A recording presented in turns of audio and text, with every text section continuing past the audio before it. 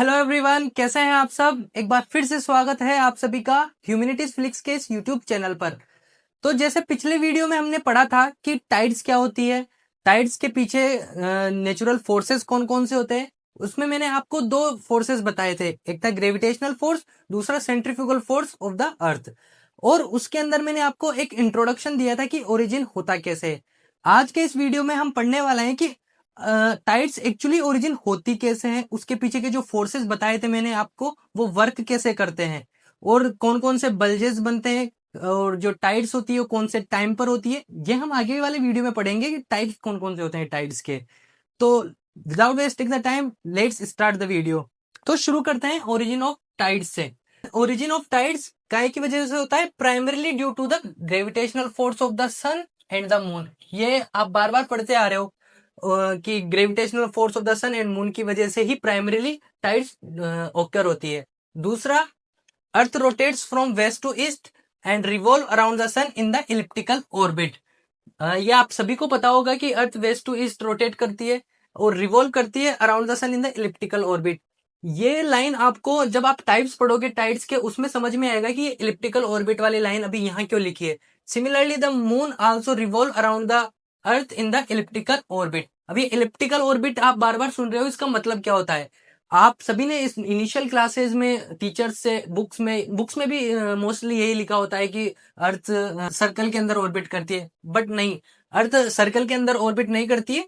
अर्थ तो करती है इलिप्टिकल ऑर्बिट, मतलब कि स्फेयर टाइप। जैसे ये है, आपको ये डायग्राम दिख रहा होगा, ये एक इलिप्टिकल है, इलिप्टिकल ऑर्बिट हो रहा है मून का अर्थ के अराउंड।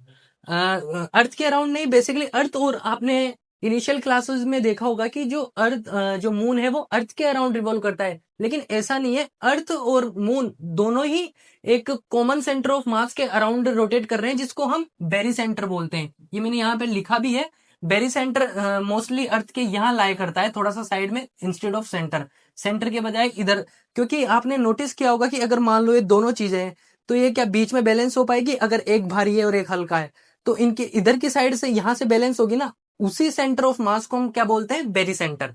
क्योंकि देखो इसके बीच में ये भारी है हल्का है, तो क्या यहाँ सेंटर से ये दोनों बैलेंस हो पाएगा? नहीं, थोड़ा सा यहाँ से लेना पड़ेगा तभी ये बैलेंस होगा। इसी को हम बेरी सेंटर बोलते हैं, जहां से कॉमन सेंटर है दोनों का। ठीक है, अगर हम आगे बढ़ते हैं gravitational force of the moon origin के अंदर की, जो ग्रेविटेशनल फोर्स होता है वो कैसे इफेक्ट करता है। तो सबसे पहले ग्रेविटेशनल फोर्स होता है वो मैक्सिमम होता है अर्थ के सरफेस पे, जो मून की साइड है। मतलब ये डायग्राम में देख रहे होंगे आप कि जो ये मून फेसिंग साइड है अर्थ की, इस साइड पे सबसे ज्यादा ग्रेविटेशनल पुल होता है मून का। और आगे बढ़ते हैं तो slightly weaker at the centre. जैसे ही हम सेंटर की तरफ बढ़ते हैं इस वाले सेंटर पे, तो यहाँ कम होता जाता है, यहाँ इसके रिलेटिव कम होता है, और यहाँ सबसे कम होता है। तो आगे बढ़ते हैं। The surface of the moon, earth facing the moon is nearer to the moon than the centre of the earth. मतलब कि जो अर्थ का सरफेस है जो मून की तरफ फेस कर रहा है वो नियर होता है मून के सेंटर के कंपैरिजन में। सेंटर के कंपैरिजन में आप बेसिक सी बात है कि जो मून है वो इसके ज्यादा पास है इसके कंपैरिजन में, तो वही लाइन लिख रखा है। तो ये इससे आपको क्या पता चला कि यहाँ पे वीक क्यों होता है ग्रेविटेशनल पुल, क्योंकि ये ज्यादा डिस्टेंस पर है मून के इन comparison to earth surface facing to the moon, इस साइड से। तो इससे आपको पता लगा कि यहाँ ग्रेविटेशनल पुल होगा वो कम होगा, यहाँ ज्यादा होगा इन कंपैरिजन टू दोनों के रिलेटिव के अंदर। आगे पढ़ेंगे। The opposite side of the earth facing the moon low gravitational pull. मतलब कि इस साइड की बात कर रहे हैं, opposite side of the earth facing the moon, यहाँ पे ग्रेविटेशनल पुल होगा वो सबसे कम होगा, वीक होगा, बिल्कुल ही नेग्लिजिबल। तो इसका क्या कारण होगा कि जो मून है वो यहां से वाटर इतना अट्रैक्ट नहीं कर पाएगा। अब आपको पता है कि अगर ग्रेविटेशनल पुल लगेगा किसी भी जगह पे तो वाटर ही क्यों अट्रैक्ट होता है, अर्थ का मास क्यों अट्रैक्ट नहीं होता। उसका रीजन है क्योंकि वाटर है लिक्विड फॉर्म में, फ्लूइड फॉर्म में, तो वो जल्दी अट्रैक्ट होता है in comparison to earth surface के। आगे बढ़ते हैं। बिकॉज ऑफ दिस डिफरेंस, इसी ग्रेविटेशनल पुल डिफरेंस को ही हम क्या बोलते हैं, टाइडल फोर्स। और इसी टाइडल फोर्स की वजह से आगे जाके क्या बनती है, टाइड्स। तो आगे देखें तो water on the side facing the moon is attracted and pulled producing the high tide. मतलब कि जैसे ये वाली साइड है, इसको जो मून है वो अट्रैक्ट कर रहा है, और ये वाटर होता है, ये पुल होता है, और इसकी वजह से यहाँ एक बल्ज बनता है। इसी बल्ज को हम क्या बोलते हैं? High Tide. इसी बल्ज को हम बोलते हैं हाई टाइड। इसी बल्ज को हम बोलते हैं हाई टाइड। जिस साइड, क्योंकि आपको पता है ग्रेविटेशनल पुल है, और मैंने बताया कि फ्लूइड जल्दी अट्रैक्ट होता है इन कंपैरिजन टू अर्थ मास। तो ये वाटर अट्रैक्ट होता है, तो ये पुल हो रहा है मून की साइड। तो यहाँ पे एक बल्ज बन रहा है जिसको हम क्या बोलते हैं? उसको हम बोलते हैं हाई टाइड। ठीक है, आगे बढ़ते हैं। High tide is also produced on the opposite side due to the reactionary centrifugal force. अब मैंने आपको बताया कि अर्थ के ऊपर सेंट्रीफ्यूगल फोर्स लगता है। सेंट्रीफ्यूगल फोर्स क्या होता है? एक आउटवर्ड फोर्स होता है जो कि रोटेटिंग बॉडी पर लगता है। तो अर्थ कंटिन्यूअसली रोटेट कर रही है, इस पे एक सेंट्रीफ्यूगल फोर्स लग रहा है जो कि अर्थ के सरफेस पे जो भी होगा उसको आउटवर्ड पुल करेगा, इनर्शिया एक टाइप से। तो आपको पता है कि अर्थ के जो अर्थ का सरफेस है उसके हर पॉइंट पर जो सेंट्रीफ्यूगल फोर्स होगा वो सेम होगा। फिर आप सोचोगे कि वो बल्ज इधर ही क्यों बना रहा है? वो इधर इस वजह से बना रहा है क्योंकि यहाँ ग्रेविटेशनल पुल होता है मून का, वो बहुत कम होता है, बहुत ही वीक होता है इन कंपैरिजन टू दिस। तो यहाँ से क्या है, जो मून है वो पुल करता है अर्थ को भी अपनी तरफ। जो वेरी सेंटर है वो थोड़ा सा मून की तरफ अट्रैक्टेड हो जाता है, और जो वाटर है वो अट्रैक्ट होता है, लेकिन उतना अट्रैक्ट नहीं हो पाता जितना कि जो सेंटर है वो हो पा रहा है, क्योंकि यहाँ ग्रेविटी ज्यादा है, यहाँ रिलेटिवली बहुत कम है। तो इस वजह से इधर भी एक बल्ज बन जाता है, क्योंकि सेंट्रीफ्यूगल फोर्स क्या बताया था मैंने कि रोटेशन की वजह से बनता है। तो अर्थ है कंटिन्यूअसली रोटेट कर रही है, तो वो दूर की धकेलेगी, खुद से आउटवर्ड साइड धकेलेगी अर्थ वाटर को। तो यहाँ अर्थ धकेल रही है पानी को, तो इधर बल्ज बन जाता है, और जो अर्थ का सरफेस है वो थोड़ा सा अट्रैक्टेड फील होता है मून की तरफ। तो यहाँ क्या है, एक हाई बल्ज बन जाता है। इसी हाई बल्ज को हम क्या बोलते हैं? High Tide.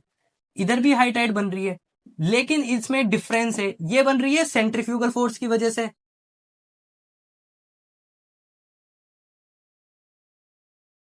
और ये बन रही है ग्रेविटेशनल फोर्स की वजह से।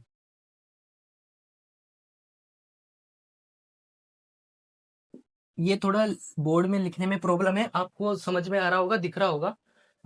ये सेंट्रीफ्यूगल फोर्स की वजह से इधर वाली अपोजिट साइड वाली, और मून फेसिंग साइड वाली ग्रेविटेशनल फोर्स की वजह से।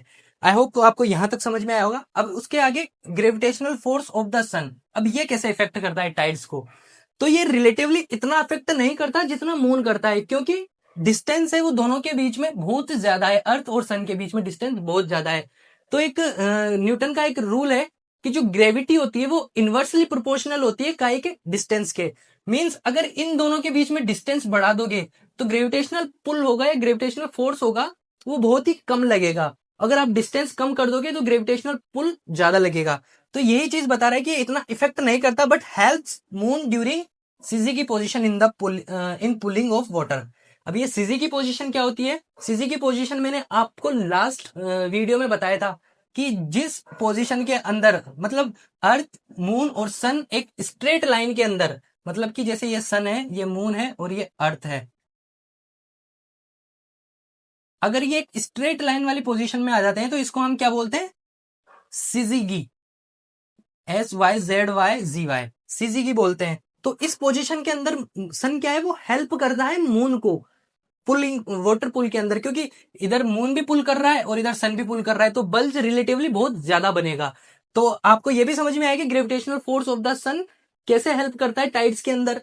मैंने आपको मून का बता ही दिया कि ग्रेविटेशनल फोर्स कैसे करता है, बट इसमें एक लॉजिक है कि जो सन का ग्रेविटेशनल पुल है वो मून को सिर्फ सीजी की पोजीशन के अंदर ही हेल्प करता है। अगर मान लो मून इस पोजीशन पे होता है 90 डिग्री एंगल पे अर्थ के, यहां मान लो मून है, और इस पोजीशन को हम बोलते हैं क्वाड्रेचर। मैं आपको यहां लिख देता हूं कि जैसे मान लो ये सन है, ये मून है और ये अर्थ अर्थ है, और यहाँ पे भी मून है मान लो। ये मून यहाँ नहीं है इस पोजीशन में, ये 90 डिग्री का एंगल बनाता है, तो इसको हम बोलते हैं क्वाड्रेचर।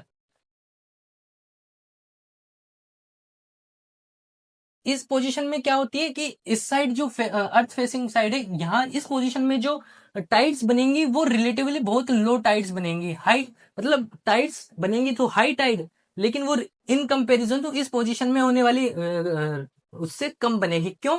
इसमें होता क्या है कि जो सन है उसका भी तो ग्रेविटेशनल पुल होता है, और जो मून का ग्रेविटेशनल पुल होता है वो कैंसल हो जाता है यहाँ से। जैसे मान लो यहाँ से सन पुल कर रहा है, इधर से मून पुल कर रहा है, तो वो इतना बल्ज क्रिएट नहीं हो पाता है मून की साइड। तो अगर मान लो मून इस वाली पोजीशन में और इस वाली पोजीशन में होगा, क्वाड्रेचर की पोजीशन में। क्वाड्रेचर की पोजीशन कब होती है? जब मून अर्थ के 90 डिग्री पर हो। तो आपको समझ में आया कि यहाँ पे 90 डिग्री पे है, तो इसका मतलब क्या हुआ कि यहाँ पे बल्ज जो हाई टाइड आएंगे वो रिलेटिवली थोड़ी लो रहेगी, उनका एल्टीट्यूड लो रहेगा। अब आगे बढ़ते हैं। Formation of two bulges on the earth, ये मैंने आपको समझा ही दिया। नियर साइड बल्ज बनेगा वो अर्थ के मतलब मून फेसिंग साइड पे बनेगा अर्थ के, तो ये हाई बल्ज बनेगा। क्यों बनेगा? Due to gravity. और दूसरा जो फार साइड बल्ज बनेगा वो क्यों बनेगा? सेंट्रीफ्यूगल फोर्स की वजह से। तो मैंने आपको इस वीडियो के अंदर 3 चीजें बताई, और ओरिजिन भी आपको मैंने बताया कि टाइड्स ओकर होती क्यों है। तो इस वीडियो में मैंने आपको बताया कि ग्रेविटेशनल फोर्स मून का कैसे इफेक्ट करता है टाइड्स को, और सन का ग्रेविटेशनल फोर्स कैसे इफेक्ट करता है टाइड्स को। तीसरा, सेंट्रीफ्यूगल फोर्स की वजह से कैसे टाइड्स जनरेट होती है। तो इस वीडियो के अंदर आपको मोटा माटी समझ में आया कि जो टाइड्स होती है वो जनरेट होती कैसे, वो ओरिजिन होती कैसे है। तो अगर आपको इससे रिलेटेड कुछ भी डाउट लगे तो आप कमेंट्स कर सकते हो, मैं आपका रिप्लाई जरूर करूंगा। मैंने आपको फर्स्ट वीडियो में ओशनिक मूवमेंट्स में बताया कि ओशनिक मूवमेंट्स होता क्या है। फिर मैंने आपको टाइड्स और टाइड्स के फोर्सेस बताए कि कौन कौन से टाइडल फोर्स होते हैं, जिसके अंदर मैंने मतलब टाइड्स को ओरिजिन में इफेक्ट करते हैं, जैसे gravitational force of the sun and the moon. दूसरा, सेंट्रीफ्यूगल फोर्स। इस वीडियो में मैंने समझाया कि टाइड्स ओरिजिन होती कैसे है, और नेक्स्ट वीडियो में हम समझेंगे कि टाइड्स के टाइप्स कौन कौन से हैं। तो अगले वीडियो तक आपका टाइड्स वाला टॉपिक है वो बिल्कुल कंप्लीट हो जाएगा। और अगर आपको टाइड्स के कंप्लीट नोट्स चाहिए तो मैंने आपको बताया है कि टेलीग्राम चैनल ज्वाइन कर सकते हैं हमारा, जहाँ पे फ्री ऑफ कॉस्ट पूरे नोट्स और मटेरियल प्रोवाइड किया जाएगा। आई होप आपको यहाँ तक समझ में आया। अगर कोई भी डाउट लगे तो कमेंट सेक्शन में आप कमेंट्स कर दीजिएगा, मैं रिप्लाई जरूर करूंगा। Thank you very much. मिलते हैं नेक्स्ट वीडियो में।